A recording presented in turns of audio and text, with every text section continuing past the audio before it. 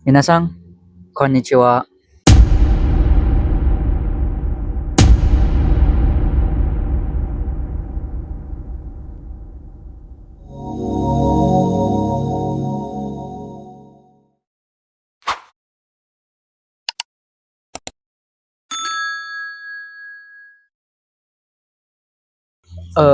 Kali ini kita bakal membahas tentang belajar bahasa Jepang itu awalnya dari mana sih, gitu. Ya, soalnya banyak yang nanya gitu ya, banyak yang komen snapgram ataupun snap WhatsApp, story WhatsApp ya. Banyak yang nanya, ya materi apa aja sih yang harus dipelajarin, terus belajar apa aja sih awalannya gitu untuk bisa bahasa Jepang. Apakah harus ikutan yayasan atau gimana? Kali ini kita bahas tuntas secara detail, anjay. Oke, kita sambil nyorek ya guys, sambil nunggu malam juga, kita berdiam diri di sungai, di pinggiran sungai. Oke, untuk pertama-tama pengalaman yang Reja lewatin, awal mulanya berusaha pengen belajar otodidak. Nah, pas belajar otodidak awalannya itu yang pasti kita harus mempelajarinya hiragana dan katakana. Itu untuk fondasi dasarnya kalian belajar bahasa Jepang. Dimana kalian gak bisa nulis ataupun baca hiragana ataupun katakana, itu pasti bakal susah ke depannya. Karena apa? Nanti setelah hiragana, katakana, nanti kalian akan ditemukan oleh sebuah bentuk yaitu kanji. Itu yang level yang lumayan rumit ya. Oke. Jadi kalian harus mempelajari dulu, kalian harus bisa nulis, kalian harus bisa baca. Pertamanya hiragana dulu. Hiragana kalian harus lancar dulu untuk nulisnya ataupun untuk membacanya. Setelah lancar, harus apa nih? Lanjutlah ke huruf katakana ya. Huruf katakana itu sebenarnya huruf atau tulisan untuk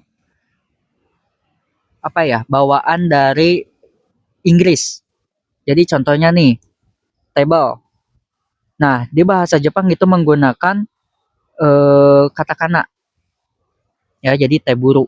Jadi kan plesetan-plesetan dikit gitulah. Intinya si katakana itu khusus untuk bahasa bawaan dari asing, negara luar gitu selain Jepang.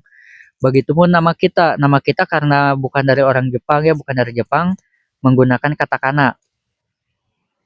Contohnya Reza itu menggunakan katakana, re katakana dan za katakana. Seperti itu. Nah, setelah kalian sudah menguasai dari dua jenis huruf tersebut yaitu hiragana dan katakana, kalian beli buku Minano Nihongo. Ya, lebih bagusnya sebelum kalian mulai belajar, belilah buku Minano Nihongo. Minano Nihongo 1 dan persiapkan juga Minano Nihongo 2 gitu. Nah, setelah kalian menguasai hiragana dan katakana, di buku Minano Nihongo itu nanti ada bab pertama yaitu kosakata atau pelajaran 1. Nah, di situ ada kosakata dulu gitu ya, penjelasan kosakata Jepangnya, begitupun artinya. Itu kalian hafalin. Setelah hafal kosakatanya, lanjut di halaman selanjutnya itu ada penjelasan pola kalimat. Nah, seperti itu. Jadi kuncinya itu kalian mempelajari hiragana dulu, katakana dulu, lanjut kosakata, ngapalin kosakata. Udah kosakata, kalian masuklah tahap selanjutnya yaitu pola kalimat. Nah, di buku Minano Nihongo cuman begitu saja, simple gitu. Kalian mempelajari hiragana, katakana, terus kosakata, udah itu bumpo. Tapi nggak sampai di situ. Ketika kalian udah mulai masuk ke bab 5, bab 6, kalian mulailah masuk ke kanji, kanji dasar, kanji N5. Nanti kalian bisa cari-cari atau bisa tanya-tanya lah atau komen di channel ini gitu. Untuk kanjinya, kanji dasar itu ada apa aja, terus cara bacanya gimana, cara penggunaannya gimana. Jadi kalian komen dulu aja. Jadi kuncinya itu simple. Tahapan untuk belajar bahasa Jepang. Belajar hurufnya dulu, hiragana dan katakana. Setelah itu kalian menghafalkan kosakata. Setelah kosakata kalian menghafalkan pola kalimat atau bumpo. Seperti itu.